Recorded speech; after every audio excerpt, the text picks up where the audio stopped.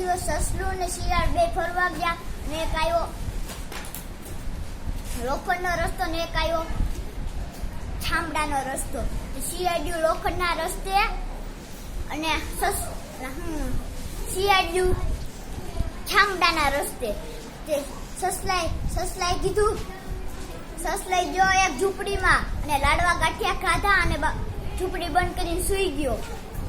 ત્યારે ઘરનો માલિક આવ્યો અને કીધું, ઓય મારા ઘરમાં કોણ છે?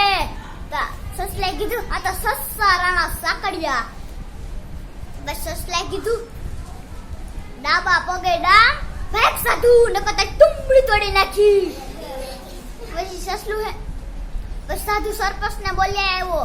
પછી સરપંચ છે, આ સાધુ ના રૂમમાં કોણ છે? સસલાએ કીધું, આ તો સસ્સા રાણા સાકડિયા.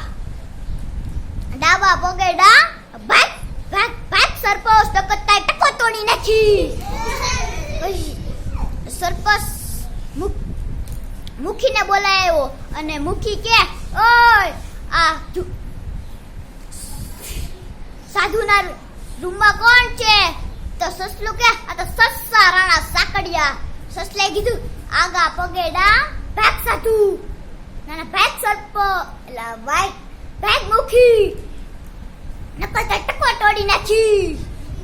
અને બસ સરપંચ બાવાને બોલાવ્યો અને બાવો કે, ઓય આ સાધુના રૂમમાં કોણ છે?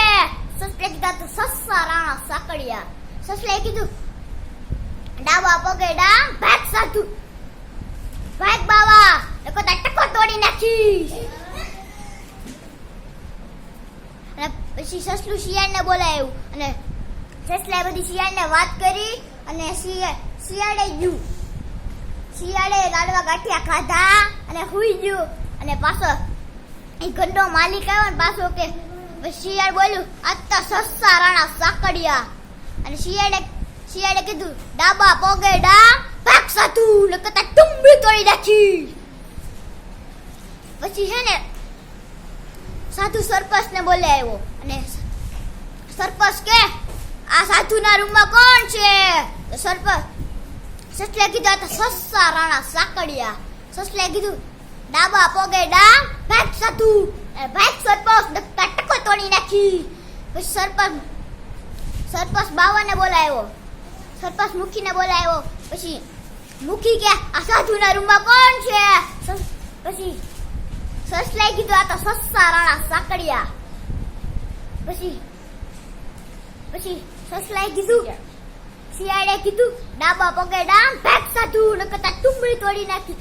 સાધુએ બાવણું ખોલી જેમ ધોકાવા જ મીનો અને પછી શિયાળ બૂમ બૂમાટા કાઢતું.